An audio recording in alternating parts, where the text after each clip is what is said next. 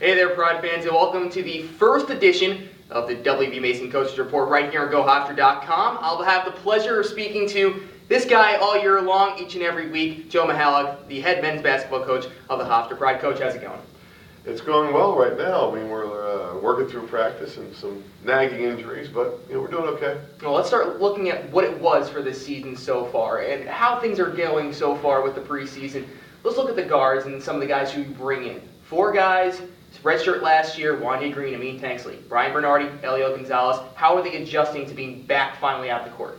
Well, they've really done a good job of their time not playing, particularly last year. They worked real hard in the weight room, on the basketball court. They made themselves better players. Our battle cry all year long last year was, when we practice, that's your game day. You got to treat it like a game, and they did. So they did really well. Now, that being said, we had a scrimmage this past week against another Division I opponent. I don't think we're allowed to talk about it too much, but I can at least refer to it.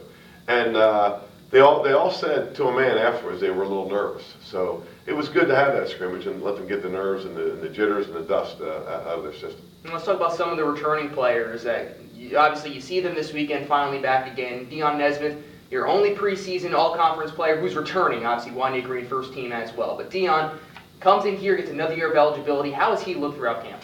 He's been great. He is just I always say, he's a bedrock guy. You just can build your program around people like him. He's a high character guy. He's just, every day when practice is over, we evaluate the guys, and almost every coach says, another solid day by Dion. And he makes some shots, he plays defense, he gets some assists.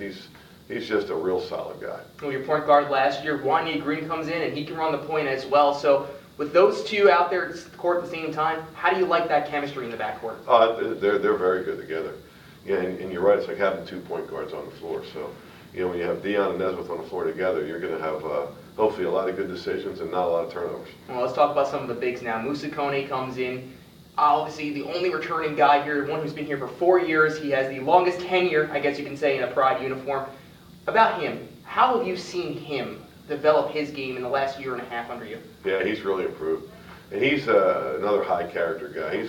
You almost find yourself cheering for a guy like him. He's such a great guy. You just want him to have the best year of his life.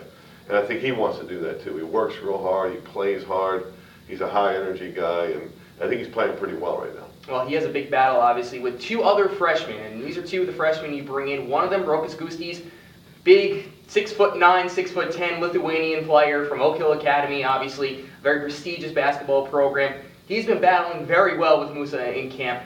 What do you like from those 2 in the battle they're getting from each other? It's a 2-headed monster. Rook with Rock, we call him Rock. Rock and Musa, it's just, they, as you said, they battle each other every day. They're making each other better. And if I'm the other team, I think I'm going to have my hands full just with the fact that those 2 guys, if it's not one, it's going to be the other. Well, with Rook, how has he adjusted to the D1 game, considering he has played against so many tough opponents so far in his high school career? Yeah, he doesn't look like a freshman out there, physically or with the way he plays. He has a nice swagger to him, and he's a very good player. Well, one of the other newcomers is Malik Nichols, and he's just a transfer, comes over here. He can play anywhere between a 3 and 4 guard forward position. What does he bring to the table each and every day? Well, when he plays with a high level of enthusiasm and intensity, he's a very good player, and that's where we're kind of probing him to do that each and every day, is to make every play an intense play, because when he does, he's pretty good. I know you've mentioned it before, obviously. You picked 3rd in the preseason. A lot of expectations coming in this year. A lot of publications picking you guys to win the conference, go back to the NCAA tournament for the first time since 2001. How has the team been handling the pressure so far of hearing all this? I'm not sure. I'm really not sure. I'm not sure if we're handling it the right way. I'm not sure if there are days I think we're kind of reading that stuff when we really shouldn't. We should only be worried about what we're doing. So, I wish I could say I'm not worried about that.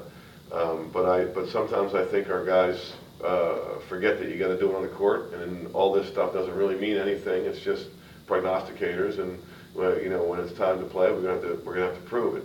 You either want to prove people right, or you prove them wrong. If you're picked 9th, you want to prove them wrong. If you're picked 3rd or 2nd or 1st, then you want to prove them right. So let's hope we can do that. So far, who has surprised you the most in camp? Who has surprised me the most? Well, Jamal Robinson is playing very, very well. He's been a nice surprise in how he's always worried about the good freshman year and the sophomore jinx, and so far that hasn't been the case. And then Rook has been a nice surprise. He's, as we talked about a little earlier, he seems ready to go right away. Well, ready to go. Only a week away from Jacksonville this upcoming Friday, so it's going to be on the 14th. Season right around the corner. I know you've been counting down the days since early summer. So how good is it to know that you're down almost to single digits? Well, it's exciting, but by the same token, you're getting me on a bad day because we didn't have a great practice yesterday. So I'm a little bit salty about the way we were. So I apologize for that. But it's exciting and it's here. And we got a lot of work to do in a short amount of time. It's 9 more days before we play. Well, Jacksonville, you're preparing obviously for that game, that NC State right after, so it doesn't get much easier. What is the scouting report so far you're looking at Jacksonville that you want to get going for the future? Well, they have a new coach, and so there's going to be a renewed sense of enthusiasm there with the whole program. So, and a very good coach. He's actually a friend. Tony Jasik's his name, and they'll be a very good defensive team. It'll be hard to score on them. They won't turn the ball over. They won't make mistakes. It'll be that good, solid. He's a Midwest guy, Big Ten type guy. So, it'll be a tough man-to-man defense, an motion offense, and that kind of stuff.